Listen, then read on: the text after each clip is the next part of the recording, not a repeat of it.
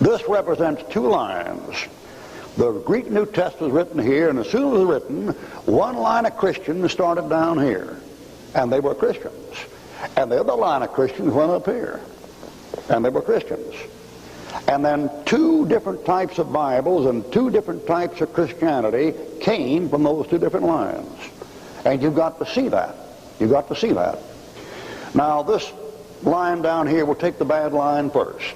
As soon as that New Testament came out, some educated folks got a hold of it. This fellow's name is Origen. He's probably the origin of more false teaching than any 10 men that ever lived. He was a Greek scholar that lived in Alexandria, Egypt, between 184 and 254 A.D. His main work was about 200 A.D. Origen was president of the first Christian university. The first Christian university was in Alexandria, Egypt. He wrote a work called the Hexapla. The Hexapla is a 6-column interlinear translation of the Old Testament into Greek. It is 5 Greek testaments put together. The first column is Hebrew. The second column is a transliteration from Hebrew to Greek. After that, there follows 5 versions. And those are Hexapla, 4 versions, the 6 columns. Hebrew first column, transliteration second column, then 4 versions, making 6 hex, 4 versions. Those versions are by Symmachus, Theodotion, Aquila, and Origen. That's called the Hexapla. When a man says the Septuagint, that's what he's talking about. He's not talking about something written back before the time of Christ. Nobody has ever found one verse from any manuscript before the time of Christ, quoted by any writer in the New Testament, quoted from a Greek Old Testament. I've been challenging scholars to find one for 39 years, and no scholar on the face of this earth has ever produced one, and no scholar ever will. Zane Hodges at Dallas cannot produce one. Wilbur Pickering at Dallas cannot produce one. Forrestad at Dallas cannot produce one. All that bunch at Louisville cannot. All you got to tell a fellow is this. Just give me one manuscript containing one verse written in Greek before the time of Christ that anybody in the New Testament quotes, and you got him locked out, lock, stock, and barrel. There isn't any such thing. There are some scraps of Greek.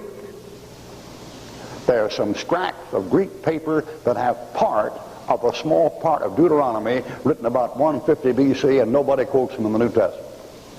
And that's all there is, the Septuagint. Septuagint's a joke. All right, there's Origen Alexandria. There's Eusebius, that's the church historian. He's a buddy of Constantine the emperor. He writes the ecclesiastical history. There's Augustine, who follows along this line. He believes in Eusebius, he believes Origen. Augustine said the Septuagint was inspired. Augustine, by Philip Schaff, the historian, is called the first real Roman Catholic.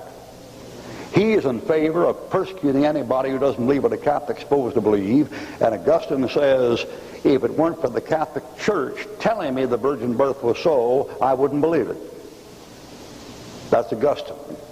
You come down here and this develops into the Roman Catholic Church. Their official Bible is translated by a man named Jerome. It's called the Latin Vulgate. It's translated 520.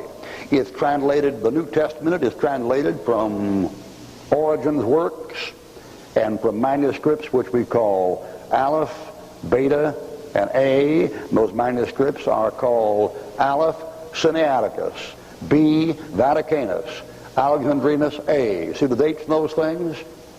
Jerome can use those. He translates in 520. Jerome has access to those manuscripts.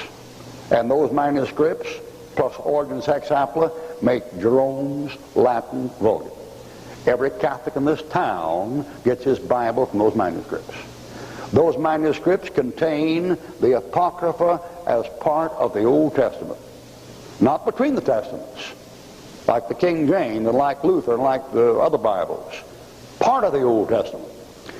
That is, these manuscripts here have Bel and the Dragon, Judith, and Maccabees in the Old Testament canon as part of the inspired Scripture. All right, from those manuscripts right there comes the Roman Catholic Church. And the Roman Catholic Church comes down through here, and we call these Greek texts, which I've delineated over here, we call them Alexandrian Greek texts. They're called Alexandrian Greek texts because they come from Alexandria, Egypt, and these are the Greek texts for the Roman Catholic Bibles. Those texts in Greek come out, go ahead, a copy of them here somewhere. I've got here they are right here. See these Greek texts? Those are all Alexandrian Greek texts. Curtis Hudson says Ruckman corrects the Bible because he corrects the Greek text. Curtis Hudson is a liar. And so are his friends, and so is his family if they believe that. There isn't any such thing on this earth as the Greek text. A man who says the Greek text is a professional liar who's being paid to lie.